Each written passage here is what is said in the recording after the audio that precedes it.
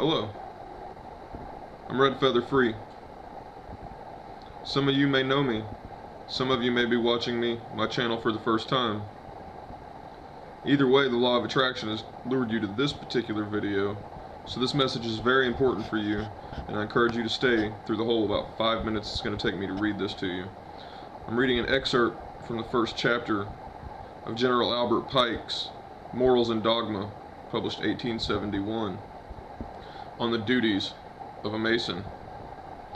If you don't know anything about me, I'm a shaman and a magician myself. Also, could be described as a Mason, but I'm not in a Masonic lodge. Be self-initiated, self-taught, similar to Jacob Boehme, one of the great theosophists and alchemists of the Middle Ages, or the Enlightenment era. We read, "The Mason must not imagine that he can effect nothing, and therefore, despairing, become inert. It is in this, as in a man's daily life. Many great deeds are done in the small struggles of life. There is, we are told, a determined though unseen bravery which defends itself foot to foot in the darkness, against the fatal invasion of necessity and of baseness. There are noble and mysterious triumphs, which no eye sees, which no renown rewards, which no flourish of trumpets salutes. Life, misfortune, isolation, abandonment, poverty, these are all battlefields, which have their heroes, heroes obscure, but sometimes greater than those which become illustrious. The Mason should struggle in the same manner with the same bravery against those invasions of necessity and baseness, which come to nations as well as to men.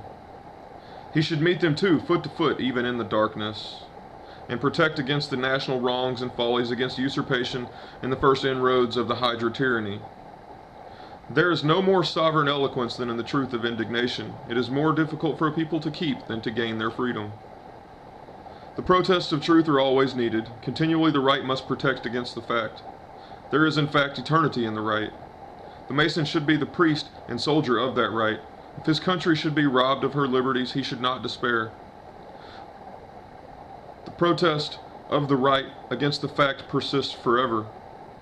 The robbery of a people never becomes prescriptive. Reclamation of its rights is barred by no length of time.